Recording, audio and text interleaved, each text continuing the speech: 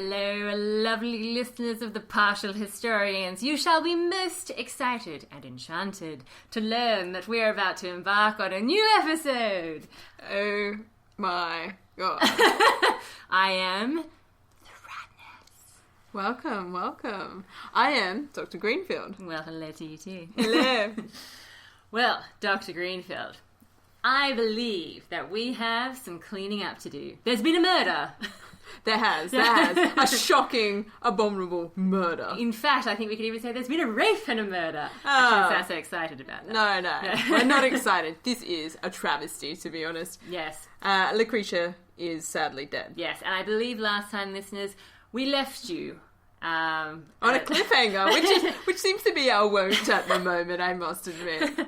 As we were tracing the journey of the history of Rome from the founding of the city, we left you at a rather crucial point. The birth of the Republic, one might say. Almost. Yeah.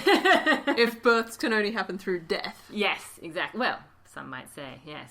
Basically, Brutus had displayed Lucretia's body in the marketplace, I suppose. In the forum. In the forum, yes. Yes, they'd made a decision that the body needed to be displayed. Yeah. She had been foully raped by Sextus Tarquinius. Yeah, I probably shouldn't say murder, should I? She killed herself. She was kind of forced into it, as far as she's concerned. Yeah, there's a little bit of coercion going on there. Yeah. So just to recap briefly, Sextus Tarquinius, son of Tarquinius Superbus, the man who is king of Rome, yes, has raped Lucretia, and as a consequence of that rape, she's felt her honour as a woman has been so impunged, I suppose, that nothing else will do but to stab herself to death in front of witnesses. Yes.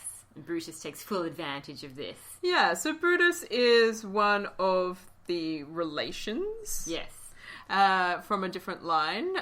His father and his older brother had been killed by Superbus, the king of Rome. So he had disguised himself in a cloak of stupidity. Which he has only just thrown off. To reveal that he is a magnificent leader. An utter genius. Indeed. Yeah, so after a lot of king. Wow, yeah.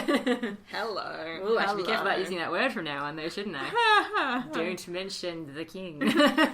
I think I got away with it. So we've got this situation where Brutus is all of a sudden in the forefront and is taking a leading role in how the consequences of Lucretia's personal, public, private execution of herself is playing out. And he's suggesting that this isn't an adequate time for the patricians to take note of the tyranny of which they're living under, that these royal folk are taking complete advantage of their position. Totally. And it's about time that they were done away with. And he's advocating the expulsion of the kings. Yeah, and he basically says that, well, at least in Livy's account, I should say, I am following Livy. My dear colleague here is following Dionysius of Halicarnassus. I'm reading my Greek sources. Exactly, yes. I'll stick with the Romans. Thank you very much. Yeah, so basically, when everyone sees what's happened to Lucretia, they all stand about and complain about, oh, tyranny this, oh, what a shame that. And Brutus says to them, for God's sakes, whinging is not going to solve your problems. We need to take action. Exactly. Pick up a sword. Woohoo. Yeah, so there are two sort of key players in this conversation. A guy, Publius Valerius, and... yeah, surprise. And Lucius Junius Brutus. Mm-hmm. And Valerius is like, well, that's fine. I'm like, sure, let's do something, but how are we going to do this thing? And Brutus is like, dude... I have a magistracy. I'll call an assembly of the people and I'll tell them what is going on. Because having recognised me as very stupid, they actually gave me the most premier magistracy that one could hold aside from being the king. Of course they did. Yeah. He's what is known as the Tribunus Celerum, which is... Celeres is another name for the equites. Oh, okay. And right, so it's the sort of position that falls completely off the radar as soon as we get out of the regal period. Yeah. But for all intents and purposes, it means that he is the nominal head of the personal bodyguard of the king. Nice. Handy. Yeah. Handy when you decide you want to kill him. Yeah. What better thing to do than have the stupid people really close protecting your body when you're the king? So he's got this power to call an assembly of the people. And he can actually call for a diminution of the imperium of the king. This is one of the things he can do while he calls this assembly. So, very excitingly, this is kind of what he does. Wow, this is so different to Livy's version. I can't even tell you. I'm in awe. Hit me with the counter narrative. Well, okay, basically, all the young guys go, yeah, swords, woo! We're totally behind you. And so Brutus turns to Lucretia's father, who is there, and says, right, you're in charge of this area, which is Colatia, or Colatia, however you want to pronounce it. And so basically, they post sentries around this particular town, and so that way the royal family wouldn't be informed that, you know, trouble was afoot, that they had hatched an evil plan. Yeah, exactly. And Brutus is in charge of the forces and sets out for Rome. And once he's there, basically, he tells the people once again, look at what's happened, don't be afraid of me and all these dudes. We're actually here to tell you all about what's happened to Lucretia. It's a travesty. And of course, the people in Rome are just as angry as everyone else. And basically everyone's running to the forum. And this is where we get up to the whole idea of Brutus addressing the assembly. The moment has arrived. Yeah. He takes the stage. First he has to explain to them, like he's had to explain to all his patrician buddies, that he's not actually stupid. Yeah, exactly. So first things first. Actually, I'm a genius. Yeah, and in Livy's version, in his speech, he actually talks about, you know how when we were talking about Tarquinius Superbus, we were talking about how people weren't very happy at the amount of work that they were being made to do in his building program and that sort of thing. Well, he makes direct reference to this because he says, he reminded them, besides, of the pride of the king himself and the wretched state of the commons, who plunged into ditches and sewers and made to clean them out. The men of Rome, conquerors of all nations round about, have been transformed from warriors into artisans and stonecutters. How insulting. I know. I won't stand for something like that. God, you try and teach a guy a trade.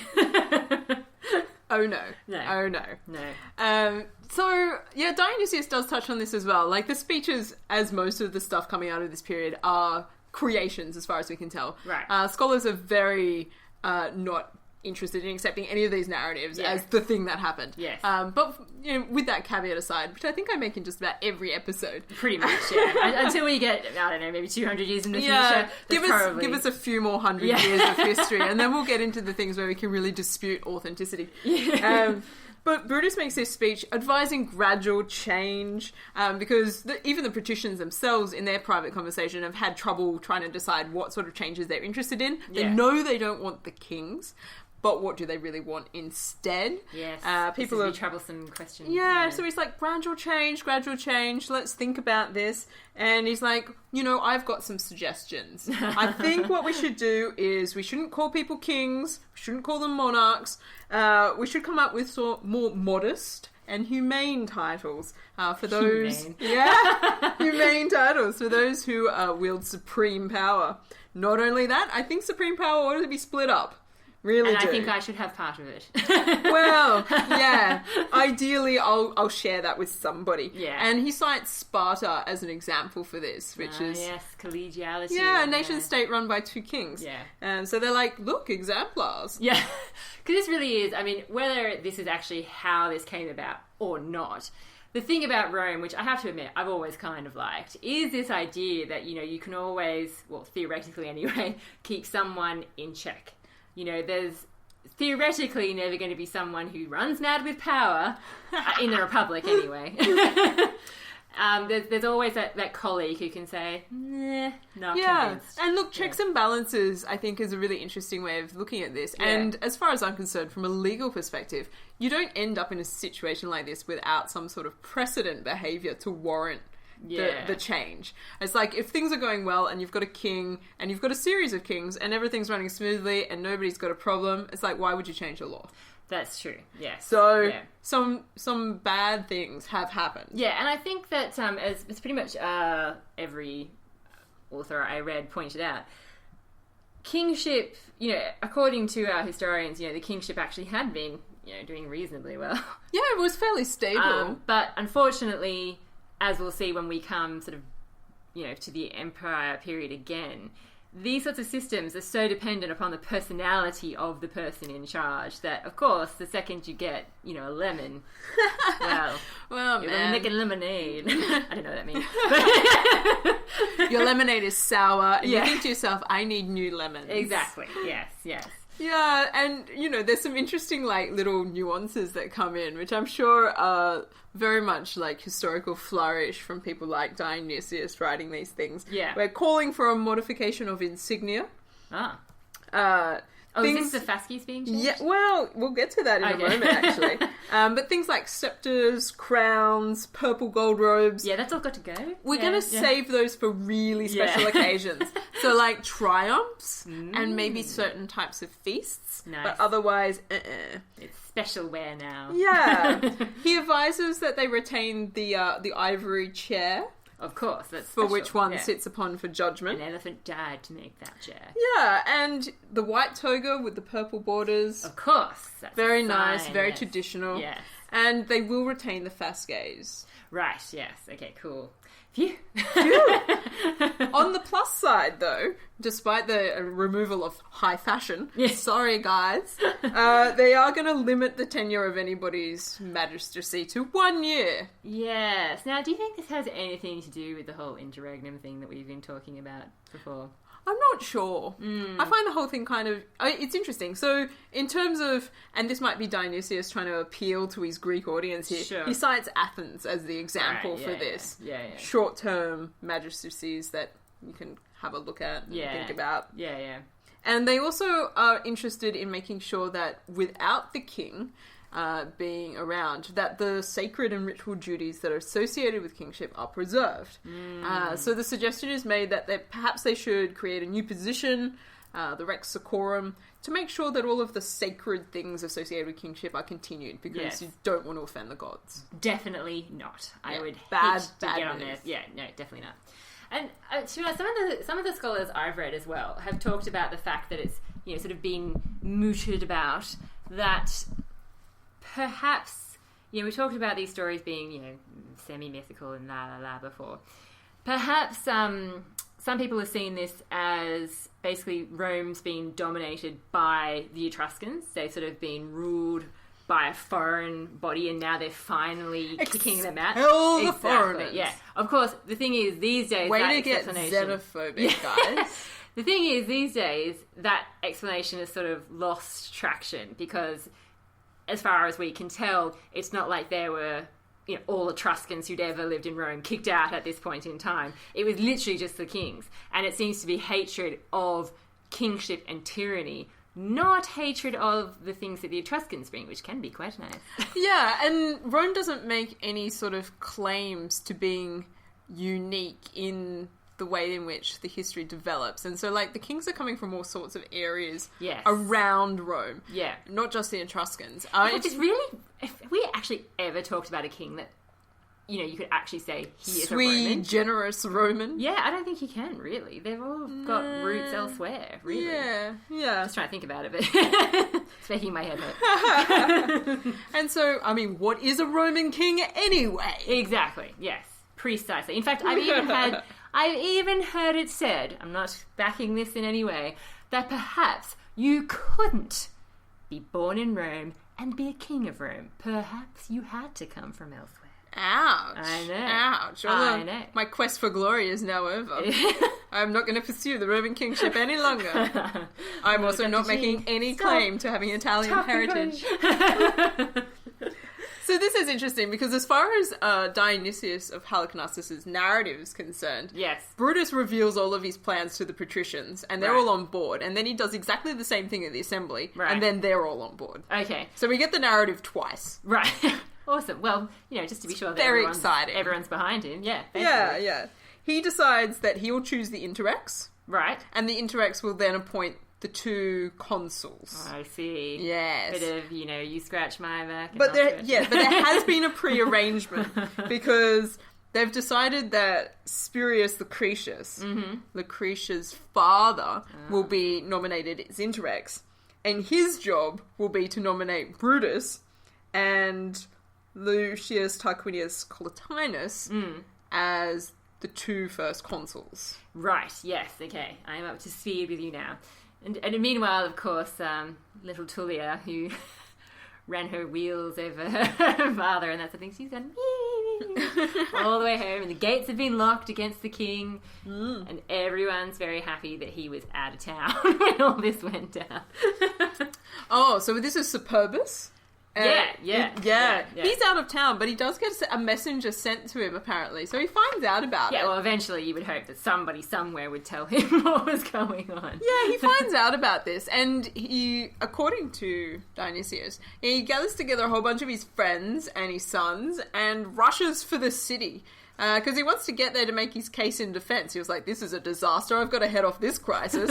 Gets to the city, turns out that the gates are already closed. Damn. The walls are... the day that I forgot the keys? Well, not only that, there's armed soldiers all over the walls, and they're staring down at him, and they're like, not letting you in. And he's like, okay, what next? Maybe I should go to the camp of my soldiers. That sounds fair like a enough. wise move, yes. Trouble is, Brutus is like one step ahead. Oh, God. If only he was back to the days when he was being stupid. Wow. He's already sent out a missive to the camp that this is going down in the city. You might want to think about whose side you're on. Yeah. Hint, hint, mine. Yeah.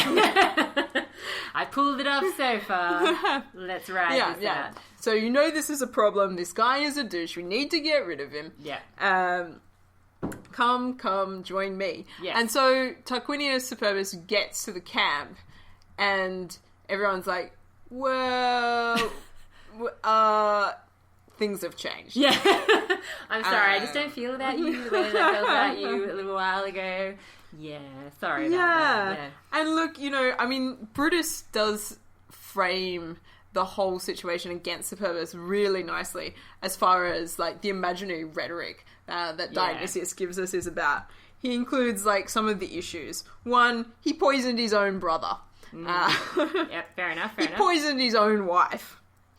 He married Tullia, his brother's widow, before the pyre of his own wife was cold. He's killed Servius Tullius.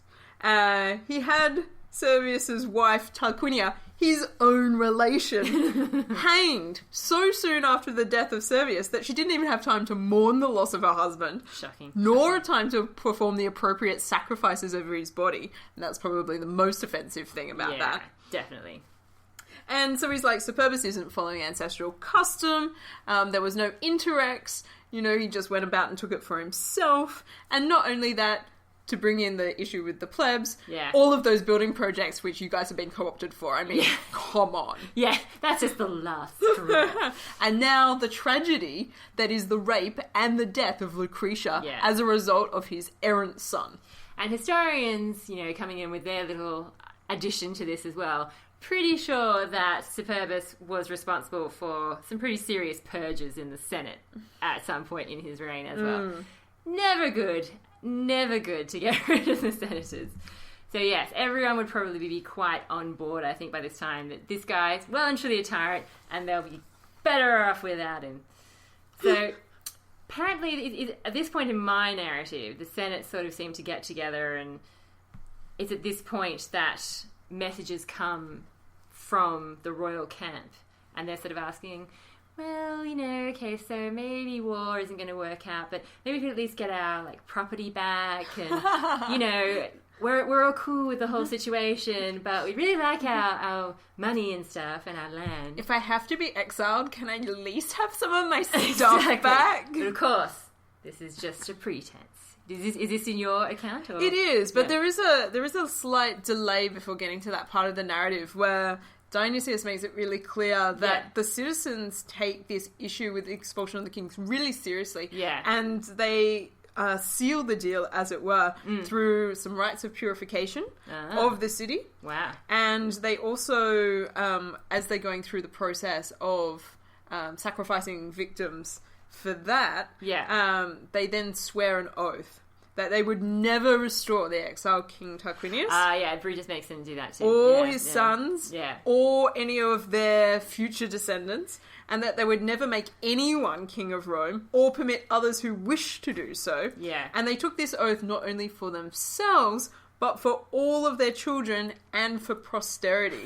This is an intense oath-making moment. Pretty crazy. Yeah, no, that does pop up in Livy as well, I must admit. Yeah, and this is super important because it's like a watertight scenario as far as the oath-taking is concerned, because it involves multiple generations of the Tarquinii never being allowed again. And that will come into play fairly soon. Yeah, it involves all of the Roman citizens in perpetuity.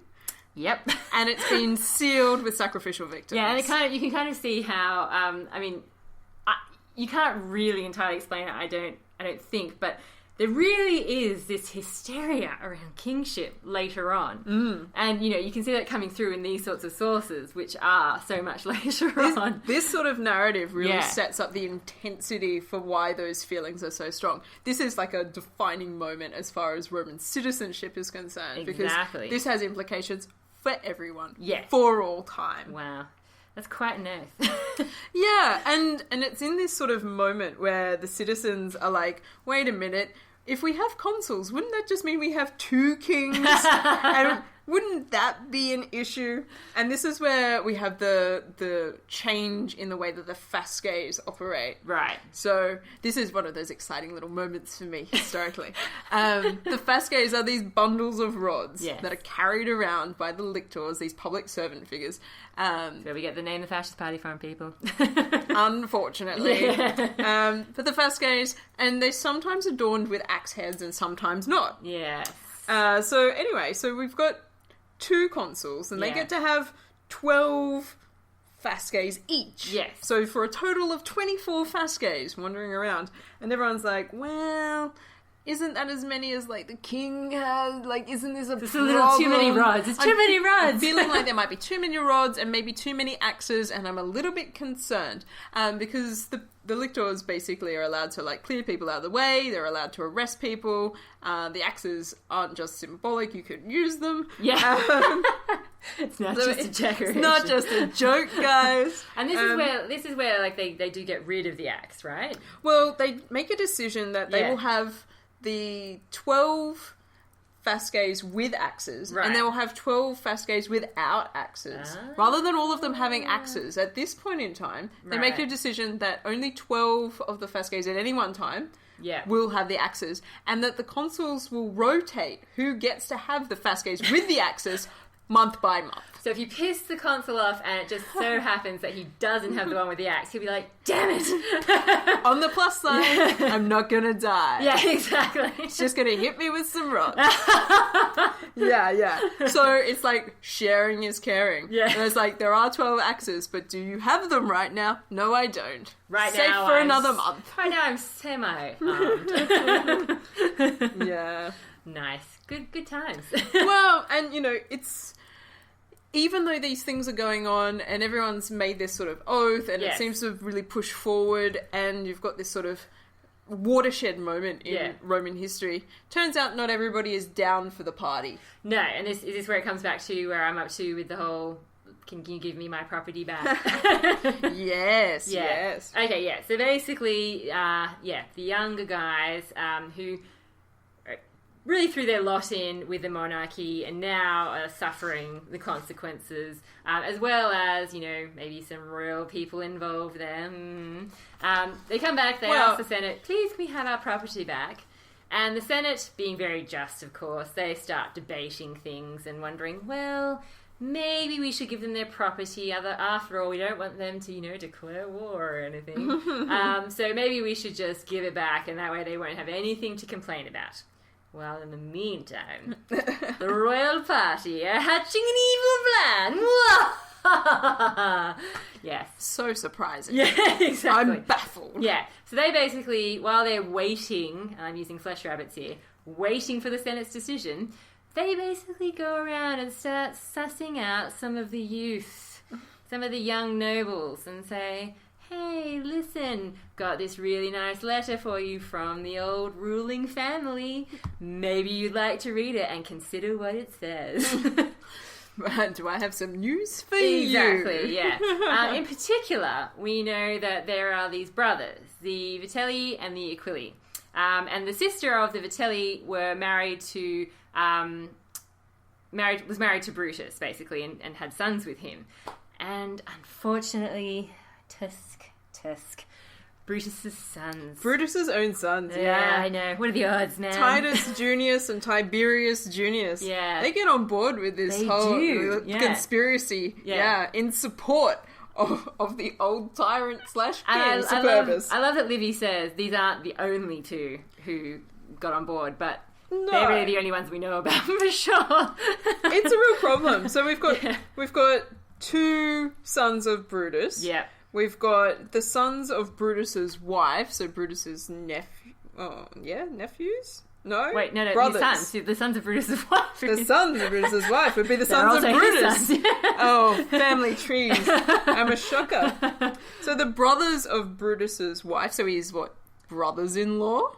Wait, so hang on. Wait, you're confusing me now. Wait, the brothers of Brutus. So there's Marcus Vitellius and Manius Vitellius. Yeah, they're the Vitelli. Yeah. Yeah. These are the brothers of Brutus's wife. Yes, exactly. Yes, you're right. Yes, I'm on board now. I get where you're going. Yeah, so they're the brothers-in-law. Yeah. But of course, all these people do still... I mean, this is the thing about Brutus, as you would know if you listened to our last episode. Brutus does have family connections to the royal family. Not necessarily, he's going to chuck their lot in with them, obviously, but he does have this relation. So technically his sons are all part of that. They could be feeling quite disaffected. Yeah. There's also the Aquilii, so Lucius Aquilius and Marcus Aquilius. These are the sons of Collatinus's sister. Oh my god. They're the same age as it's all in the family. Sons, apparently. So Collatinus is, Poor Collatinus. As if he hasn't lost enough. Well, he's a consul. Brutus is a consul. It turns out all of their extended families are in on this conspiracy. This isn't going to look good. And to make it even worse, the conspirators start holding meetings at the house of the Aquilii. Yes. Yeah, and this is basically how it goes down in Livy, in that the Senate basically finally, have this meeting where they say, okay, I guess we agree to giving back this property, which actually ends up giving these conspirators even more time to hang around because it means that they have to, settle business and whatever else. Decide on arrangements for moving the stuff. Yeah, exactly. And so they decide that they're going to use this extra time to get the conspirators to commit to the plot in writing. So basically the exiled ruling family will go, oh, okay, well, they're not just blowing smoke. This is real. People actually do like it. I wrote some letters to you. It'd be really nice if you replied. I'm sorry, I feel a Sally Field coming on. They like me. They really like me. They do. They do. You're part of the conspiracy now. Yeah. So basically, apparently, one night while they're having one of these conspiratorial dinners, a slave overhears what they're talking about. And he understands that the letters are going to be on hand soon. And so he thinks, right, I've long suspected that my master is up to no good, and now I'm certain and I'll have proof. So basically he informs the consuls what's happened, and all the conspirators are therefore arrested. The plot is crushed. Yeah, yes. I mean, this doesn't go well. No. So stepping back a little bit, when the ambassadors on behalf of Superbus have turned up, sure, they've argued that, first of all, it would be nice for clemency for Superbus if he could come back and make his case to the Senate and the people himself. Yeah. And everyone's just like, tell us no one cares. No, taking an oath about that one, don't think so. Yeah. It's kind of a binding oath. Yeah, and then they argue for, well, maybe if not that, then maybe we could get, the property back. Yeah. Because, it's hereditary, blah, blah, blah. Yeah. Brutus is like, we are not returning the property. And Collatinus argues that there are good reasons to return the property. Yeah. So such as no war and stuff. Yeah, so this is constructed as a dichotomy in Dionysius' account as between the argument for expediency, which is Brutus's, who's just like, nah, nothing, cut it off. Yeah. And Collatinus' view, which is seen as the just view. It's like, yeah, it's bad enough being exiled and being chucked out of power. Do you have to lose everything? And if we give them this as a gesture, perhaps they won't rise up against us and attempt to, invade or whatever. Wishful thinking. Yeah. But this has positioned Brutus as a character who is a little bit implacable. Very much this is the thing that we're going to do. Nobody question it. There will be no deviation from this. So when it turns out that his sons are part of this conspiracy, he goes hard line on this as well. He shows no mercy. No, it's a really tragic scene. So he recognises the seals on their letters, first of all. Hello, family seal. Oh dear. And then the handwriting of his sons. So by the time he builds up to asking them, you know, do you have anything you want to say to this? They're all crying their faces off, being like, Dad, I didn't mean it, didn't want to be part of it. But they can't deny their involvement, and he knows that they can't, so he condemns them to die. Yeah. And he stays, and he watches what happens in the forum, because he treats it as if it were any other case of conspiracy and treachery. So first they are scourged in the forum, which means they're beaten, essentially. And stripped. And, inside of all of the citizens. Yep. And then they're beheaded by axes. Yeah, that's pretty much what happens in Livy too. So, although Livy does, of course, play up the emotion a little bit in that he does say that although Brutus is exactly like that, he's just like, nah, gotta happen, they've got to go too, it's just how it is. Yeah. Everyone is, you know, no one's really paying any attention to what is going on. They're all just watching Brutus because it's just such a tragic situation. Yeah. And apparently, even though he obviously doesn't relent at all, you can at least see on his face that he is dying inside. Oh, man. According to Livy, anyway. But yeah, he just obviously he knows he has to go through with it. He has to go ahead with it. There is no turning back. There is none. No. So this makes it hard for any of the other conspirators to get off with any leniency. Yeah. Yeah. The nephews of Collatinus, the Aquilii, they're also sentenced to death. I can imagine. At this point, Collatinus gets a little bit antsy. And he's like, nah, come on, man. Like, he's like, what if we deal with all of the conspirators like this? Anybody suspected of conspiracy, you just kill them? He's like, this is going too far. Yeah. He's like, you know, a tyrant does all of these horrific things, and you just banish them. Like, you just exile them. And it's like, you really, like, this is too much. For people who are involved in a potential conspiracy, why should their punishment be so much more excessive than what you're willing to do to the tyrant? So... This Collatinus guy, he's getting a bit troublesome. Yeah. And Collatinus is like, you know, I have the same amount of authority as you. I'm a consul. We share power. I say we set these ones free. And Brutus is like, that's not going to happen while I'm alive. Things are going... Perhaps, Collatinus, it's time for you to retire. The consulship and the division of power immediately tested. At this crucial moment. Yeah, How convenient. It really doesn't go well, because then Brutus is like, all right, I'll call you on this. How about an assembly of the people? He explains the nature of the conspiracy. He explains those involved. Not that people haven't seen it already, but just to make sure everybody's aware. It's up to date, yeah. Collatinus keeps interrupting and protesting Brutus's version of events, which is seen by the populace as rude and unnecessary, and actually gets him offside with the assembly. Right. So they're like, it gets to the point where Collatinus has a chance to speak, and the citizens are just not interesting. They're like, no, we want to vote now on this issue. Oh, wow. They're like, dude, like, just stop interrupting, stop talking. And tensions are rising, and at this point, Spurius Lucretius, Lucretius' father, steps in, and he asks leave of the consuls if he may address the assembly himself. Yeah. And this is seen as a turning point as well. This is the first time a private citizen has been allowed to address the assembly. Wow. Ooh. And he tries to smooth things over a bit. And he's suggesting, look, maybe the way out of this is for Collatinus to resign from the consulship. Maybe this will be the thing. Rather than you guys having this mad vote over here, why don't we just deal with the real issue, which is the consulship not working out here.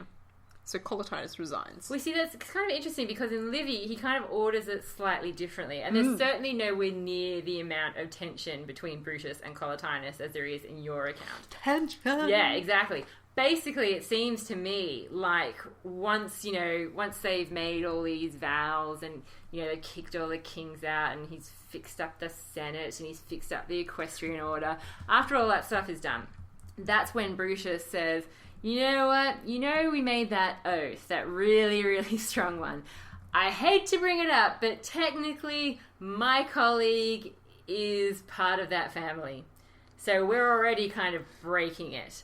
So, you know, I think you should just go ahead and say that this guy should no longer be in power. I think I need a different consular colleague. And this may sound weird because I know we've been saying that Brutus is technically part of the same family, but he descends through the female line. His mother is related to these people. Yeah, nobody cares about that. Exactly, yeah.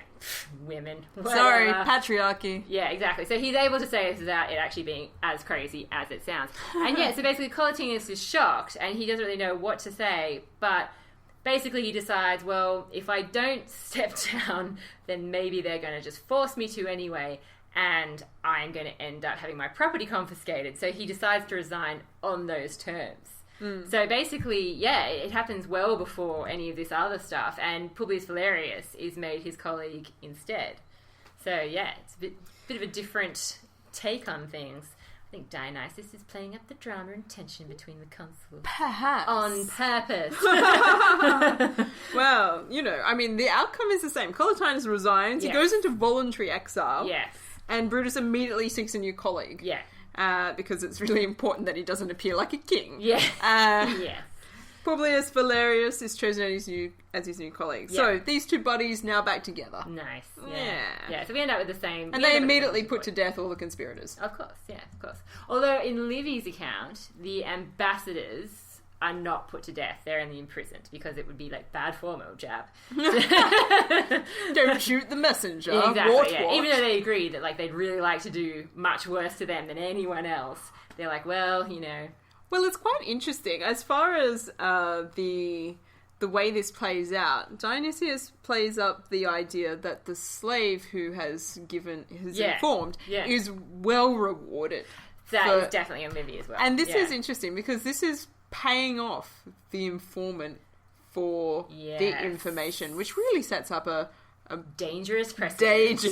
Very dangerous precedent, which we'll see as a recurring motif in Roman history in general. Exactly, yeah, because in Livy's account, he's not only given his freedom, he's also given money, and perhaps most valuable of all, of course, Roman citizenship. Yeah. It's like the big three. Yeah. I'm like, what more could you want? As a slave, your life has just become completely different. Yeah, exactly.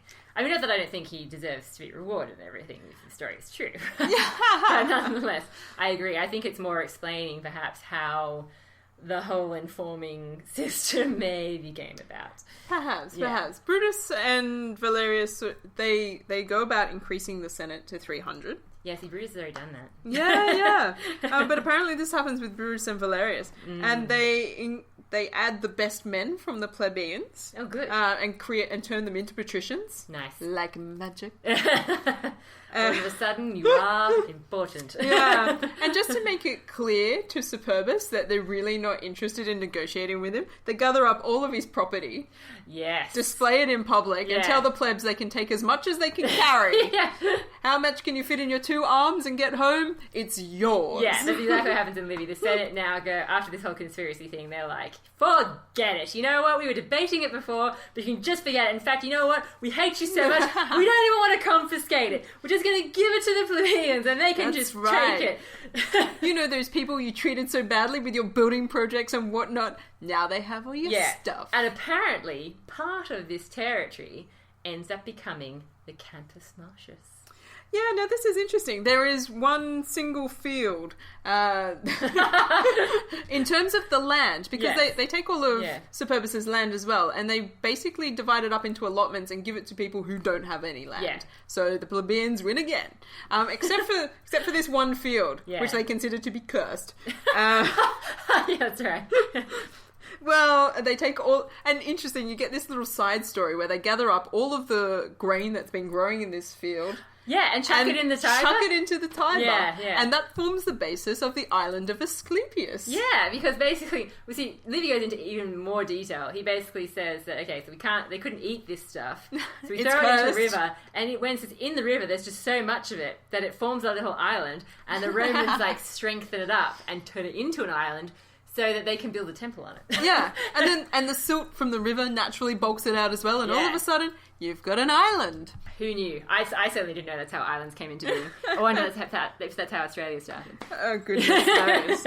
Throw all the wheat into the ocean in the one spot and see what happens. They also decide to offer amnesty to the people who have run away with Superbus. So these include his sons and some close friends. They're going to give him immunity for a limited period of time. Wow, that's generous. Yeah.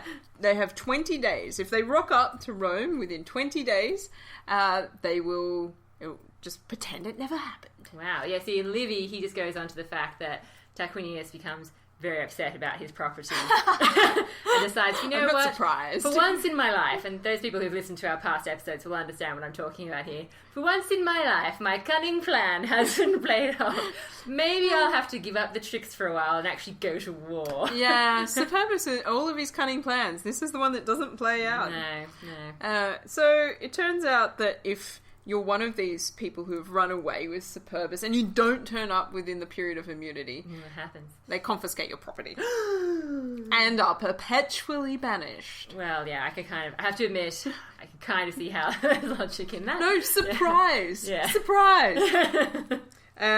So my next note is just giant capital letters that says, War against the Tyrants. Yeah. Well, perhaps we should end with the beginning of the war against the tyrants. Yes. Yes. In our next episode, stay tuned Exactly. for the war against the tyrants.